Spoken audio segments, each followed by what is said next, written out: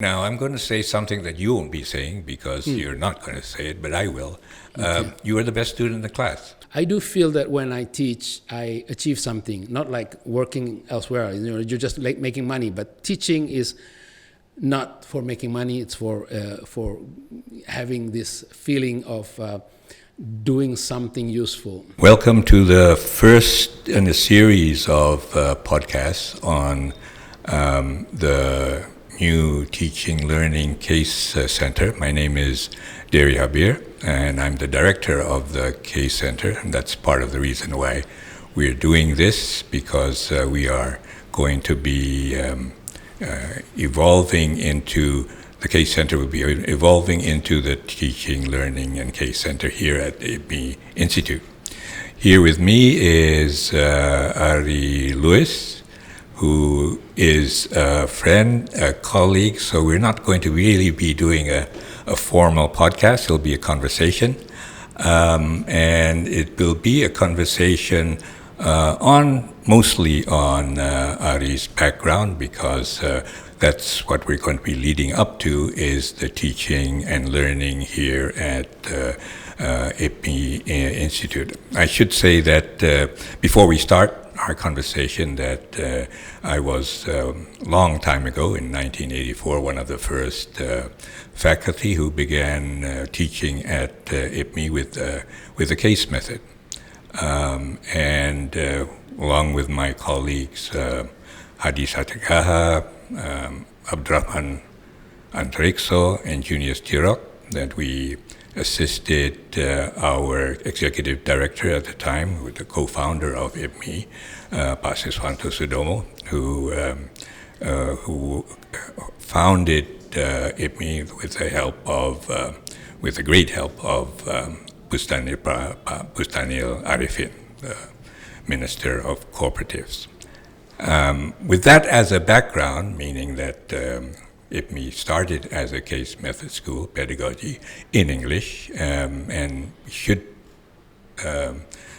be mentioned that it was student-centered in the sense that case method is usually considered student-centered learning, but we also had the group field project, which Ari was part of in his time at IPMI. So let's get started, Ari, and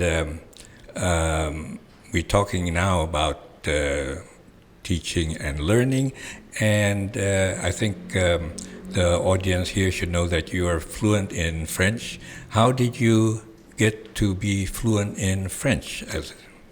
Thank you, Pak Ari. Thank you for this introduction. Well, your first question is that why am I fluent in French, or how did I become to be fluent in French? Well, I'm from a family of diplomats. My father was a diplomat, and he was stationed in France at one time. To be exact, from 1970 to 1973, and I went with him. So I lived in France. I was 8 years old when I went there, and I was 11 when I left. And in that 3 years that we were there, I learned French. And yeah. And how did you learn French? I mean, that's quite. What was your experience when you learned French? Well, I didn't actually take any classes or anything. When I arrived in France, I have zero knowledge of French. I didn't know French at all.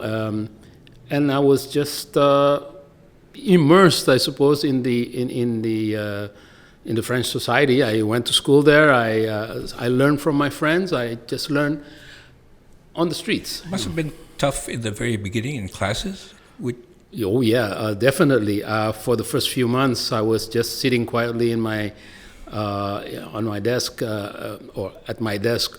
And I was totally lost because I didn't understand what the teacher was talking about, what my friends were talking about around me. But after a few months, I picked up the language, and up to now, you're still pretty fluent. I guess that's because I learned it when I was very young. When you learn a language at a very young age, you tend to keep it. You tend to remember the language. Yes. Right. Okay. And obviously you're fluent in English. So let's just trace your educational background from there, briefly. All right. Well, so as I mentioned, I was in France. I went to elementary school in France, but I finished elementary school here in Jakarta after my father came back to Indonesia. And then in 1977, my father was stationed in America, in the United States. And I went with him as well. And I lived there for 10 years, actually, from 1977 to 1987. So that's when I learned English, and that's how I become fluent, I suppose I can say that. I became fluent in English. So I went to college in America after high school, and I stayed a few years there. Found my wife there, and I did work there for a while. But then in 1987, I decided to come back to Indonesia. Before we get to Indonesia, what were you studying, and why were you studying that particular field? I studied civil engineering, and it's a long story why I ended up in civil engineering. I actually wanted to study oceanography, or even marine biology, anything that has to do with the ocean. That was my interest at that time. But I couldn't find any schools near where I was living because I needed to live with my brother. My brother was already in college at that time, and my father didn't want to let us, live in different cities. So I had to find a school that is in the same city as my brother, and I ended up with civil engineering because that's the one that was available nearby. Yeah. Okay, so you continued on that trend as you went back to Indonesia in terms of your job, right? Yes. So I became a civil engineer, worked in America for a while as a civil engineer, but then I came back to Indonesia and joined BPPT as a civil engineer. Before we get into that, I just want to mention that Ari you mentioned your brother. Yes. And two brothers also graduated from IPMI. That's true. Yes. So and that's not uncommon in the history of IPMI. I remember one family, father, mother, and daughter were studying at IPMI at the same time. Wow. The daughter was bachelor's, and the mother and father was the MBA. I taught the two of them, not the daughter. So anyway, now here it's of interest that why did you join? What was the story behind joining BPPT? And what is BPPT, by the way? Right. Some people may not remember. Okay. BPPT stands for Badan Pengkajian dan Penerapan Teknologi, which is the agency for the application, for the assessment and application of technology. It's an agency, a government agency, and it was headed by Pak Habir then. And I joined BPPT because I thought that that's where I will be most useful for the country. That's where I can do the most with my background in civil engineering. That's where I would do most for the country. And by the way, I did say I studied civil engineering, but to be more specific, I was in the transportation planning part of civil engineering. And at that time, we were already thinking of building the MRT, and I thought, BPPT was involved in the planning of the MRT, so I thought that's where I'm going to be most useful. So what year was that the MRT was started, at least in terms of planning? Well, the planning of the MRT is like a roller coaster. It comes and goes. But at that time, in the late 1980s, we started to be really serious about it. There was a big master plan being drawn for the MRT, and towards the end of the 1980s, 1987, 88. That's when it's really starting to pick up. Right. Yeah, And when did it? Can you remind me? When did it actually get started? You mean started? Getting passengers in. Oh, that was in 2000. So that was a long time. Yeah, it took a long time between the planning stage to the actual implementation stage. That was a long period of time. Yeah. All right. Well, now let's get into why did you join IPMI? All right. So, like I said, I was working for BPPT, and after more than 10 years working for BPPT, I decided that it's time for me to do something else. And and I guess at that stage of the career, I need to know more about management. I need to know more about how businesses are run, and I wanted to be in business. So that's why I decided to look for a business school. And as you mentioned, my brother also went to IPMI, and he was the one who suggested IPMI, and I thought it was the right thing to do. So I chose IPMI just like he did. Right. Yeah. Well, that's not an uncommon thing as well, right? So many of our MBAs had, in particular, engineering backgrounds, and quite a few from the oil industry. And whenever there happens anything to do with the oil industry, with a downturn, a lot of them would want to change their careers, and many of them did, going into banking and so on. And I remember certainly one of the early ones was Rinaldi Firmancha, right, who eventually became Dirut of Telcom. So right now, okay, now let's get into your experience at IPMI. I just said that IPMI was a case method, a group field project, but I was just teaching. You were actually learning. And what was your experience, and how would you assess that experience in terms of, after you left, what had that given you in terms of your career? Well, first of all, I have to say that the case method was something that I was not familiar with. I started knowing about the case method after I joined IPMI. So this is where IPMI is the place where I learned about the case method. So I didn't have any experience in that before, and all my education has been in the common lecture type of education. But when I started doing the case method here at IPMI, I found that it was very, very interesting, because you get to learn about real situation in business, real problems that are faced by business, and you try to come up with a solution to those problems, right? So it's like going through the experience of facing those problems and the experience of trying to solve those problems. So it was really, really useful, very, very interesting, and very. It's like getting first-hand experience. So that's how I see it, and that's why I find it to be very useful. Well, take us through what would you do in a particular class, and say pick any class, and what would you actually be doing? What would the students be doing, and what would the facilitator lecturer be doing? All right, let's see. Let's talk about marketing.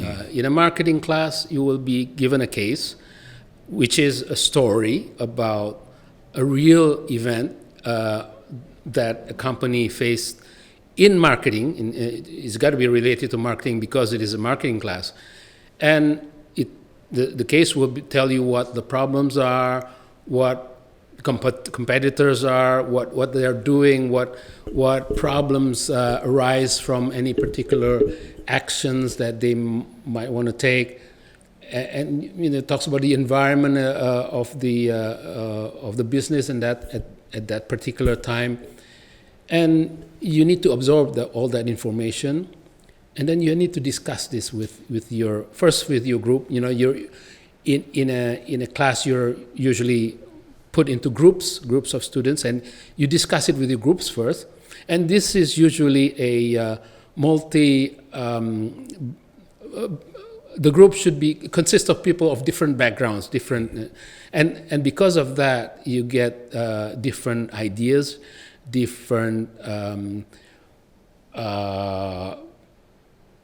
way of looking at the problem.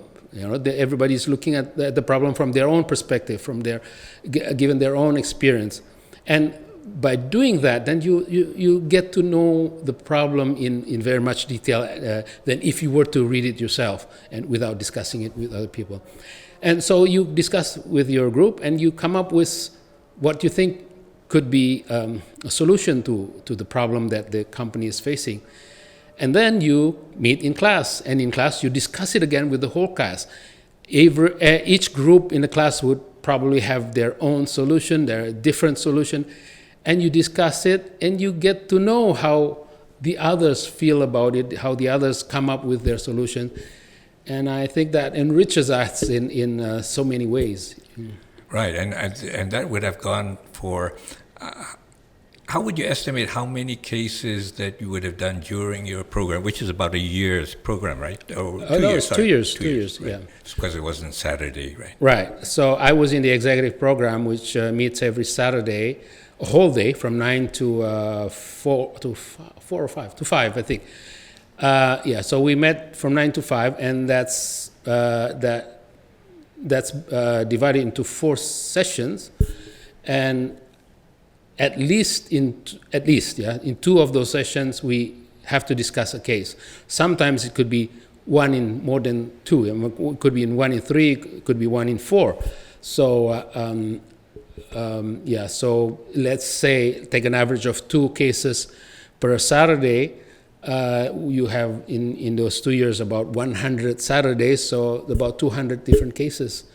And I would say we did more than 200, but just taking the low estimate, it's about 200 cases in total. Right, and since then, having done that, would you say during your actual work history after that time, that it really helped your career, your work in any way? Yeah, definitely. I mean, having gone through those processes of trying to analyze those cases, try to come up with solutions, and that's basically the same thing that you're doing once you're in the job. When you face the same sort of, I mean, not the same issues, exactly, not exactly the same problems or same issues, but something very similar, and you feel that you've gone through that already. You know what to do. You know what possible things could happen and what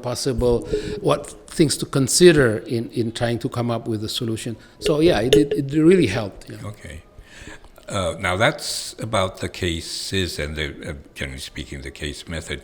I did say there was we had every time for many years a final project, which was the group field project. Could you tell us a little bit about that? Because that really was the capstone event of the program.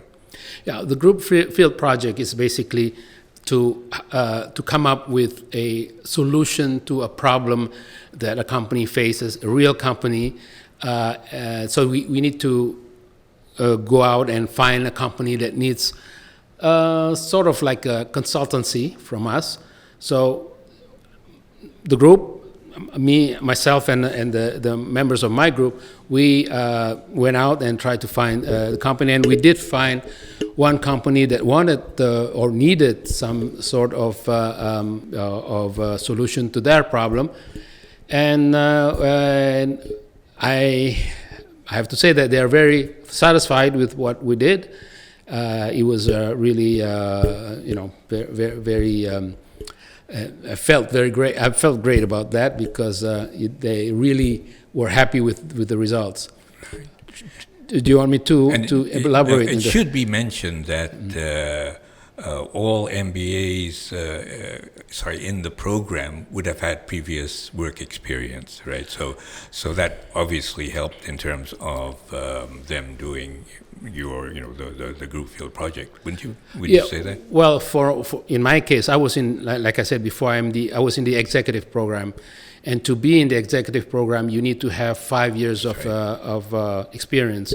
So minimum of 5 years experience. So everyone in the class had at least 5 years experience. So they already have a lot of they're not just fresh graduates. They do have real experience, right. Job experience. Yeah. Now I'm going to say something that you won't be saying because you're not going to say it, but I will. Okay. You were the best student in the class, and that time and many oftentimes we had sponsors from companies, and they would give cash prize for being the top in each class or in several classes at least. And you got some of your investment, some return on your investment right there, right, because of being the best student in class. But tell us that story about how you, from a civil servant, you became entered into British Petroleum. Yeah. Okay. Well, when I graduated from IPMI, at the graduation ceremony, the local head of BP was invited as the person, giving the commencement speech, the person right. to give the commencement speech. So he came, and by coincidence, BP was also the company that gave out the most in terms of awards to the students. And apparently I got some of those awards, including as you mentioned, the Best Student Award. And when I came up to receive the award that was given by the country head of BP, he whispered in my ear, "Do you need a job?" So yeah, I said right away, yes, I do need a job. And a month later, I was working for BP. Right. Okay. So now that was quite a switch, right, from civil servant, civil engineering and transportation into the oil and gas. And how did you face that change? Was it difficult or not so much? Well, it's kind of there's a funny story behind that. Well, when I came to BP to be interviewed by the head, he asked me, "Where do you want to work?" He didn't offer me a specific place. He asked me where I wanted to work. And I didn't have an answer. I didn't know what to say. But then I remember during my studies at IPMI, the most interesting class that I had was marketing. So I told him, maybe marketing. And I got a job in marketing. So I was hired to work in the LNG marketing department of BP, and that's where I started. And in fact, throughout my career after I finished at IPMI, it was most of the time, almost all of it was in LNG or gas marketing and commercial. And ending up with Medco, I think. Is that right? Yeah, my last job before I went into retirement was at Medco, and it was still in gas commercial or marketing. Yeah. All right, now here's coming to more or less the present time, and one of the things that you've always said and why you're here at IPMI is that you have a passion for teaching. First of all, how does engineer and marketing in the oil industry get to have a passion for teaching? Well, the passion for teaching is something that I've always had. I maybe not on an official basis, but in an unofficial way, I'd like to teach. I had taught before in different places in different occasions. Can you specify? I think you were doing a teaching assistant in university. Well, I was a tutor in when I was studying to be a civil engineer. I was a tutor in the university. I also did some tutoring outside school, for children of friends and so and I'm also involved in non-formal education, like scouting, for example.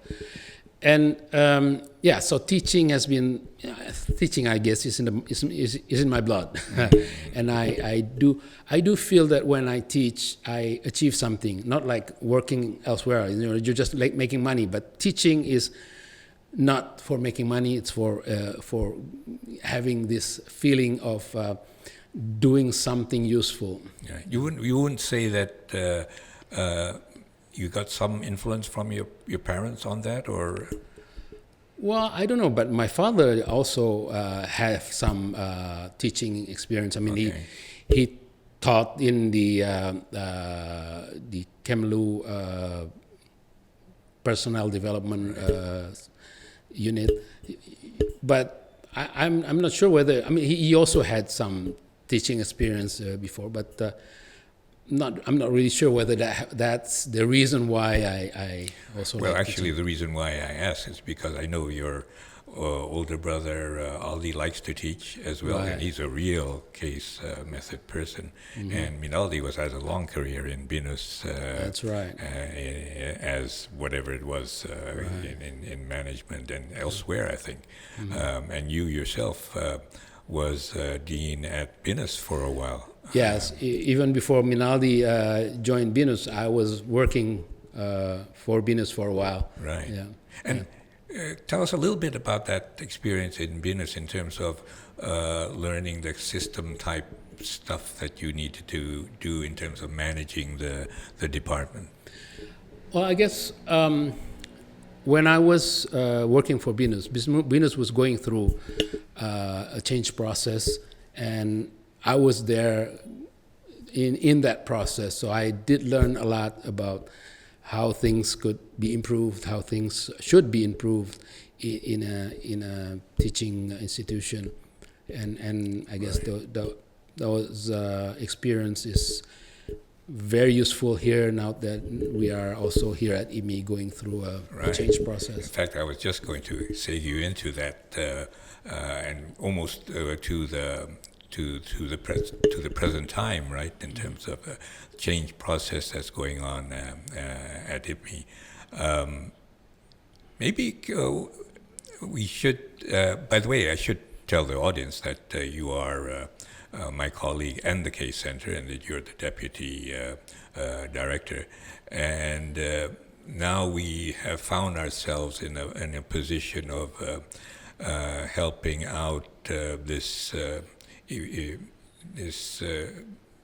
transformation into a teaching learning case center that has been initiated by our new rector, vice rector for academics, Professor Widya Utami.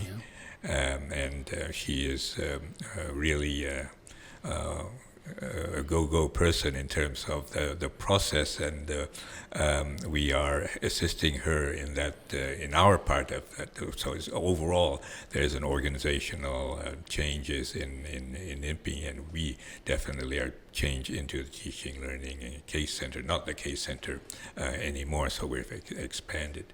What are your initial thoughts on that? To be honest, I think it's the right way to go. I mean, I've always thought that that's where IPMI should go.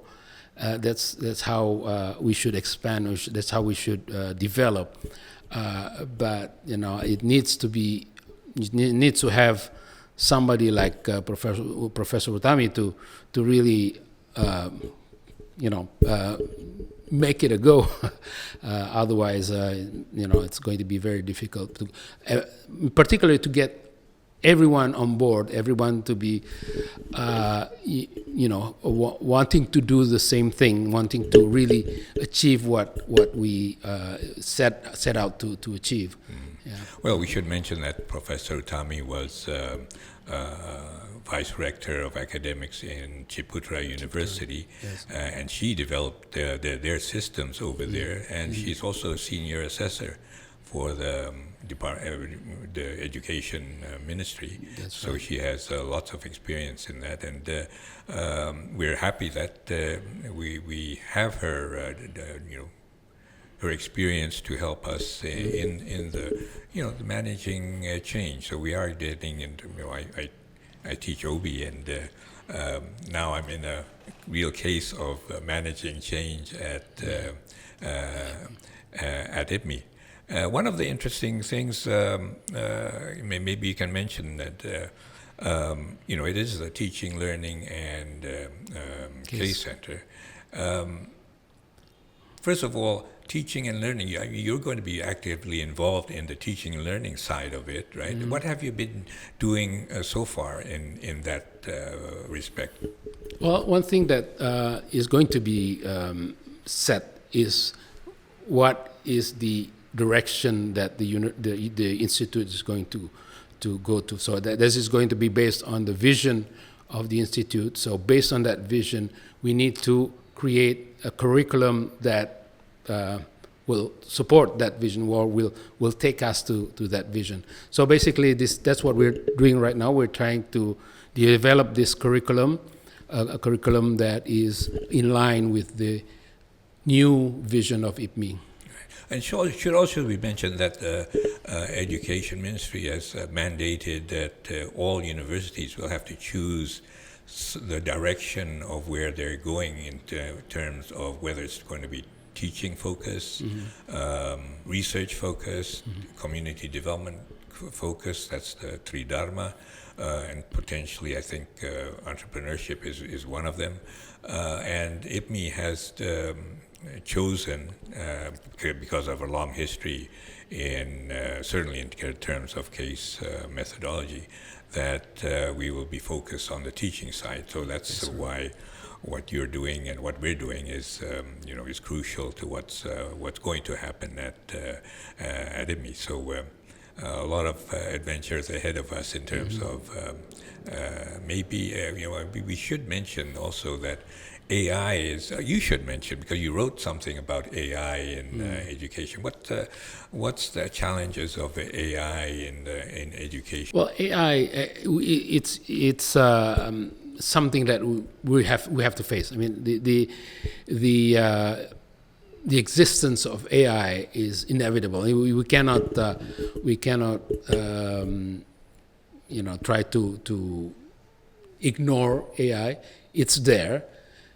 And the problem with the AI is it can be misused, and that's what we don't want to do. We want AI to be something that is utilized in teaching, something that helps us teach students, something that helps the students learn, but we don't want AI to be misused into misused as a tool that allows students to do things that they are supposed to do without AI, but they use AI instead, which means that they're not achieving the objective of the teaching. It's a two-edged sword, I suppose we can say it that way.